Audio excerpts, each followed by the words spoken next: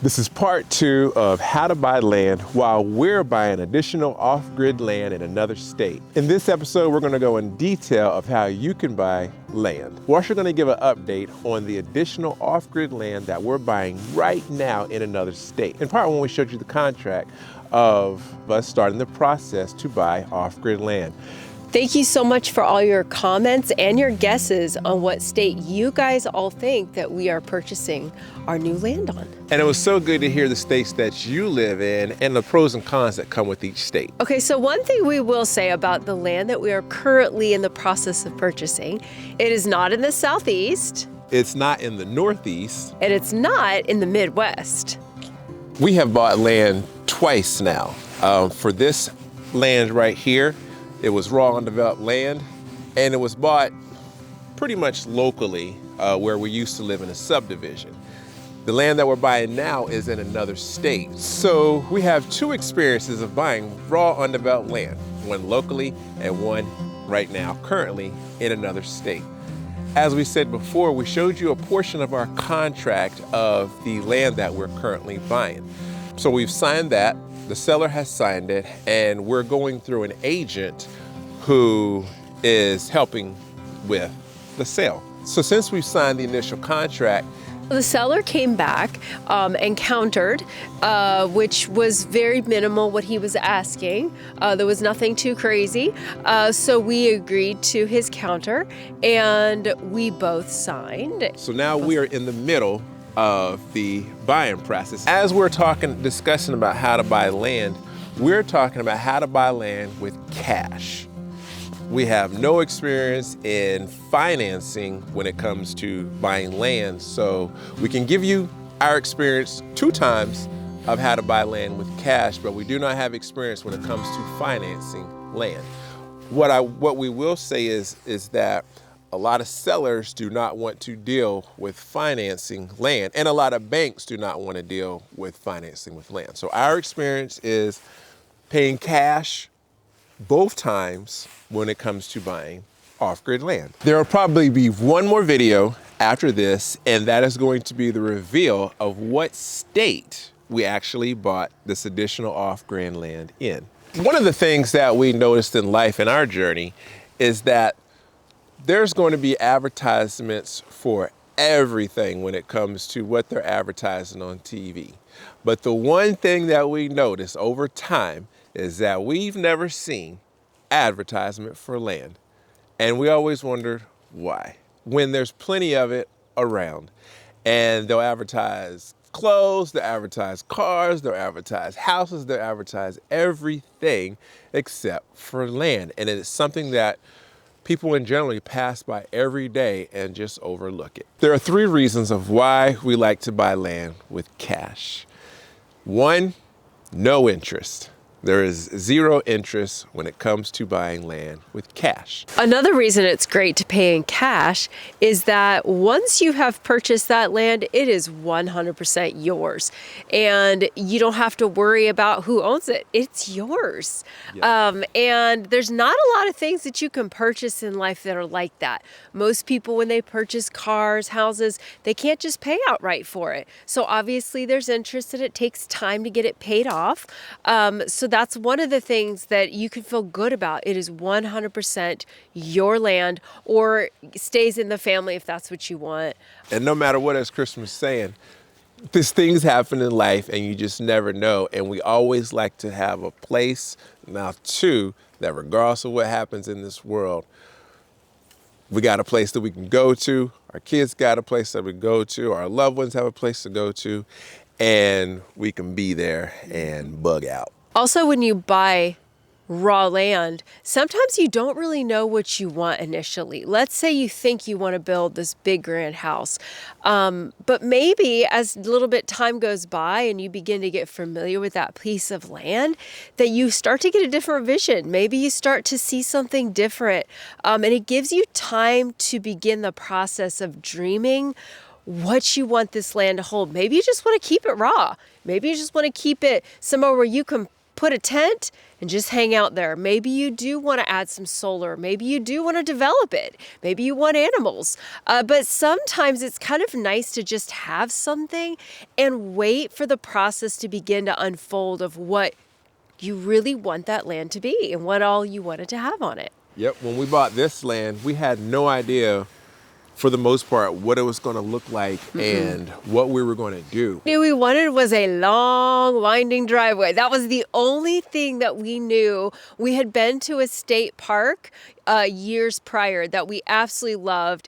Now, granted, our property isn't as big as a state park, but we wanted to mimic that nice, winding driveway. And that was all we knew, honestly. That was it. And that was the first and only thing we did for quite some time. So this next additional off-grid land is going to look totally different than this. It's going to have a different purpose. Now, we say that now. Right. Who knows what's going to happen when we get out there or what life brings. But we do have a little bit of an idea of what we're going to use it for and the minimalistic purpose that we are going to use it for. Yes. And the other reason that we like to pay with cash is you don't have to deal with banks.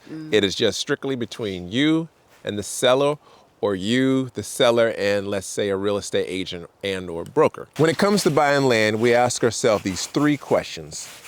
What do you want? Where do you want it?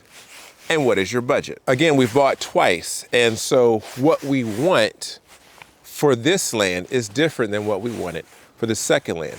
And what you want may differ from what someone else wants. Everyone's going to give you their ideas and thoughts, including us, but it really comes down to what do you want, what do you care about, and what do you not care about. For instance, we lived in the subdivision that we lived in prior to this, we lived around an airport, or there were just, a place that had planes flying over all of the time. This neighborhood probably had about 900 houses in it. At least. So if they were, so if they were to have 900 houses, think about all the people who lived there and probably didn't care that the planes were flying overhead. We did. And so we took that into account when we bought this land. Listen. Sounds of freedom. That's the sound of freedom. There's no noise out here other than the chickens that we put out here and us. Sometimes you don't know till you go to the spot and you maybe visit it day and night. Maybe go check it out in the day. Maybe go check it out in the evening. When we came out here, we wanted quiet. And so we don't have to hear anything that we don't really want to have to hear out here because it's quiet. And another thing that we realized, being out in the country, people enjoy more off-roading and they enjoy four-wheelers. So that was something else that we hadn't thought about, but being in a suburb, in a community, four-wheelers going by wasn't a thing. It was cars. But out here, four-wheelers go by all the time. So again, that's something you have to consider. What are your neighbors like? What do they like to do? What is in the area? So four-wheeling is big out here. So again, that doesn't necessarily bother us. But that, and of course, things like dogs and, being able to hear dogs barking or other people's animals. We can hear donkeys and things of that nature. But again, everywhere you go, there's pros and cons. It's something you have to be aware of. And sometimes going there helps you to see, okay, these are the sounds I'll be hearing. This is what I'm not going to hear. This is what I am going to hear. So we also wanted to make sure that we lived off of a private dirt road. We noticed before we bought land out here, when we would see people who had their own land and lived on a paved road, for some odd reason, whether it was months, years, or whatever down the line, they would start doing construction and they would widen a road. They would put a road right in the middle of wherever this person was living, because the city owns it. And for the most part, they have final say in what they can do. So we wanted to make sure that no matter what, that we lived off a private road and that we own our road. What we also noticed is that if you lived off of a paved road, and we've seen this in the subdivision that we used to live in, they're throwing in shopping centers, they're putting in, some places they're putting in malls, they'll gas stations, they're building bridges. Yeah. And what was once your private area has now turned into a suburbs. Yes. Yes, or has turned into a city. When it comes to where do you want it, we knew that for our second land, we wanted it in another state. So again, our purpose of why we're buying that land is totally different than why we got this land. We still wanted off-grid land, but we wanted it in another state because there's some other things that we want to see and do, not just in that state, but other states that are around it. The third question, what is your budget? And only you will know that. Ain't no need in looking at nothing if you don't have a budget and you can't afford it. When we were looking for this second off-grid land, we had a certain budget. And we were looking probably about 7 states, and those first 6, we were not finding what we wanted in that budget. And even outside of that budget, we just didn't get this aha moment. We didn't get that feel-good feeling. So the other state that we're purchasing the land in jumped to number 1, and things just really moved fast. And we were like, this is the place that's going to do what we need it to do and what we want. So when it comes to your budget, only you're going to know that. And there's a lot of expensive states out there, and you can find land in other places that may fit your needs and fit your wants and fit your desires. You just have to look and go outside of maybe sometimes your comfort zone or exactly what you want. But there's a lot of land out there. Obviously, the more populated areas, the popular areas, they're actually more expensive. And places that are very populated and near attractions or bigger cities are obviously going to cost you a little bit more because that's where everybody wants to be. So again, if that's what you prefer, just know you're going to have to budget more for that.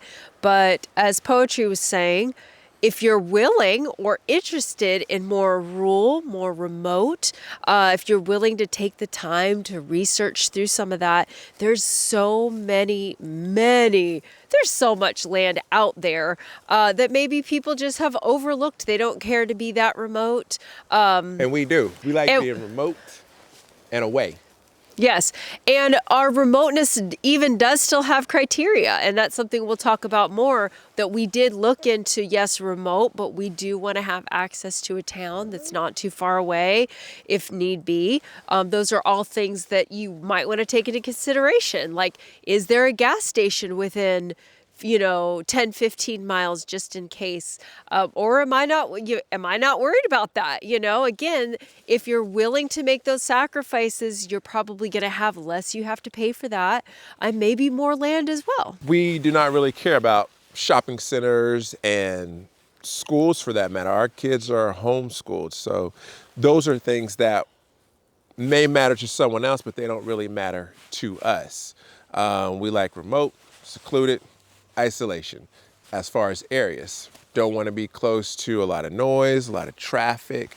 But again, those differ person to person. Once you've answered those 3 questions, then we feel you can start searching for land. And you can add any other questions to that list, but those are kind of 3 starter questions that we use to base our criteria off of. It gives a good starting point, and it filters out a lot of land, a lot of states, because now you can kind of narrow in on what exactly you want, where you want it, and what your budget is. Even if you know nothing about buying land, starting from the bottom, do your own research and ask questions, and you will begin to learn. Well, the first time that we bought land, we knew nothing. And every little question that we had or research that we started to do, we learned a little bit more and just kind of added that to the basis of what we were trying to do. And as Poetry was saying, if you stay open-minded, as far as maybe in your head you've ruled out a state or an area in the U.S. That you thought, nah, I'd never be interested in that. Do some research, maybe you've come to the conclusion that you don't want anything there, but maybe you just don't know what you don't know. Sometimes you just got to do some research and find out more about that state, and you might find, oh, okay, actually this does check more boxes, or I had a preconceived idea of this, or I thought this before, but now that I've done my research, maybe I better understand, or maybe go visit that area as well and get to know it. Don't just take what facts you get on the internet. Yes. Maybe actually go explore it a little bit. Go check it out. Go see if and maybe you'd be pleasantly surprised that it'll open up another world of possibilities. Yeah. We live in a world where we have access pretty much to everything. The information is there. And you can actually buy land without even having a real estate agent. Places that you can search for land. You can look online, such as Zillow, Realtor. There's another place called Land Watch. You can find land visually what you see. While you're driving or out and about, there's always a for sale sign. There's always land for sale. And one big one is word of mouth. Someone knows someone who's selling land. And you may even be able to get that land way cheaper, because there's a lot of people out there who are just holding on to land, and they're just waiting for someone to come by and say, hey, notice that you got this land over here. Would you mind selling to us? You just never know. And we've known people that has happened to, and they've gotten the land for cheap. Once you pinpoint the land that you want, see what's in and what's around that land. Things to look for are maybe power lines, or trash on the road, or trash around the area. Maybe look at the surrounding neighbors. What do they look like? Do they have, tons of animals? Is that something you're interested in being right next door to? Gas pipes as well. And we mentioned power lines, but it could even be cell phone towers. You also should do a survey on your soil. You want to have that checked. When we had our septic put in here, that was one of the first things that they did. First, seeing where to put the septic tank, but they also did a soil survey to make sure your soil is good. You never know. The land has been here for eons.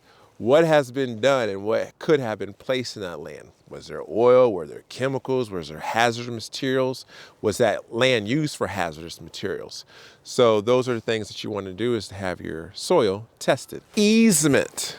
You want to check to see if anyone has the legal use to use or walk through your land. And that is a big one. We actually know someone whose land is next to someone else's land, but that neighbor can drive through their land to get to their land. Does the city or the town, do they have access to your land to do anything?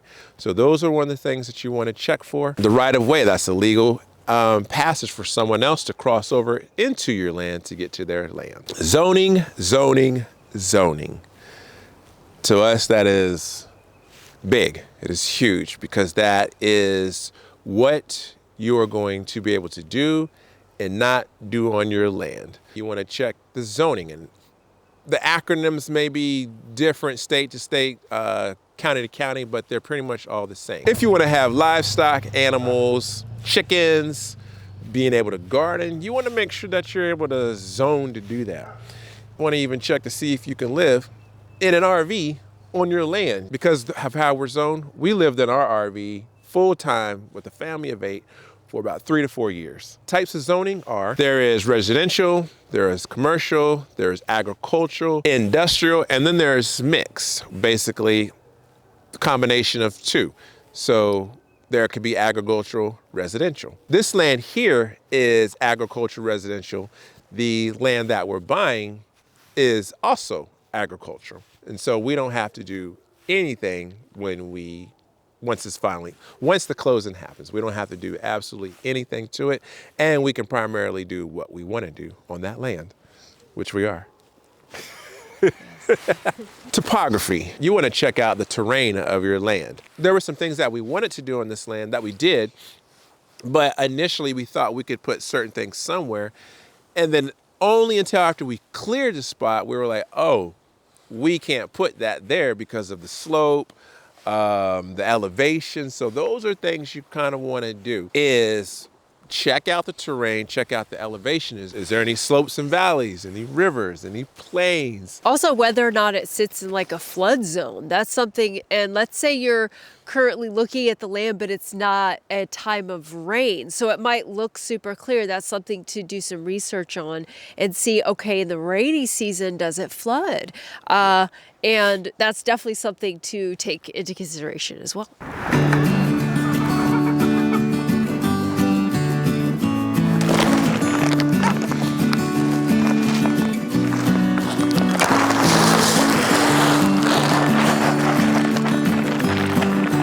We got some vittles for y'all. Packed with vitamins. Are they in there? Still just like that one spot.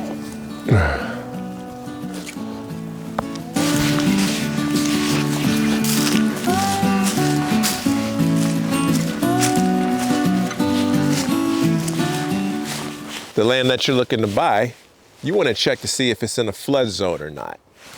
We know a couple who bought 22 acres of land. They were told that 17 acres of that land were usable and that 5 acres of it was a flood zone, swampland basically. They were living there for a while and it started raining. And the rain came and the rain came and they got flooded out a lot. They did some more researching and all this was after they had bought the land, and come to find out it was the opposite.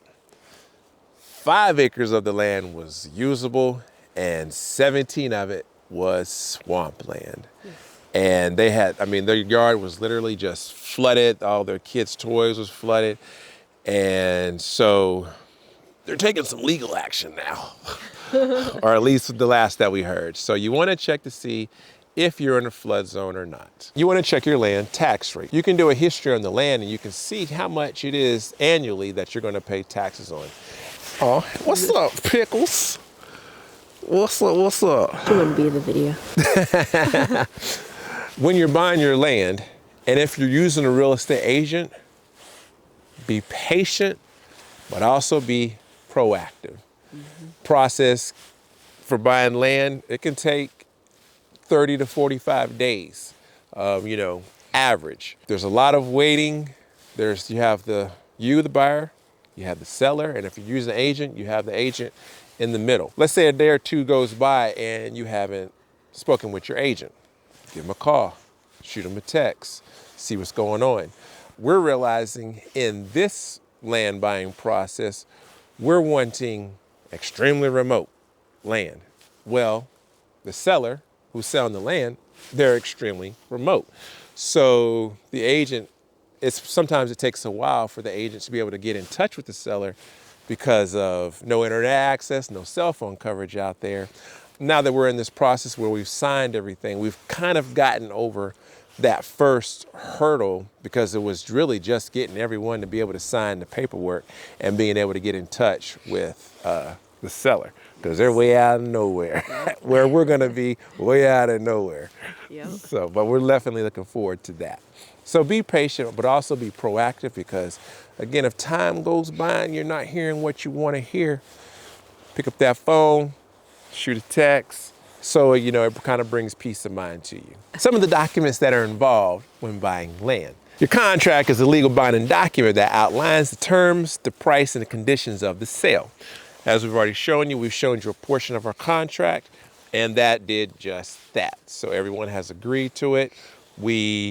There was a counter. We agreed to that counter. It was a very minimal counter, and so yeah, we've already signed off on that. So we're kind of in that final stage of our contract. The title is the rights and ownership of the land. It can be verified by a title search to make sure that there aren't any liens on the property and the land. The deed is the official legal document that transfers ownership from the seller to the buyer. And that is where we're at in this process as we're buying the additional off-grid land in the other state. We are in the deed process. Indeed. Indeed. And then there is the closing statement, which summarizes the final transaction and the final cost of the property. That kind of summarizes the two land buying experiences that we have gone through. Again, one that was kind of local to where we were living, and then the other one that is in another state that we are currently in. Even though we've bought land here and know our experience here, pretty well, this next one is a whole nother beast, especially for where it's at, the remoteness, the isolation, the seclusion of it. That's a whole nother beast that we have yet to tackle on, but looking forward to it. But it is an unknown, just because it's away from pretty much everything, but it's beautiful. Yes. But yes, it's for a different purpose. It's a lot that we want to see, a lot more that we want to do, and a lot of other places that we want to get to, that this land is going to serve as a home base and a headquarters over there, so we can do those things. Yes. The next and last video of this How to Buy Land series will more than likely be the reveal of the state that we have bought land in. By then, we should have finished closing. Payment has been paid and received in full, and the land will be ours. And so we will reveal which state it is that we're buying our next additional off-grid land in, and then that journey begins. Ooh, this is Pickles. Kids named him that. Thank you so much for watching Lineal Haven of Life. It's just like, Right. you purr in the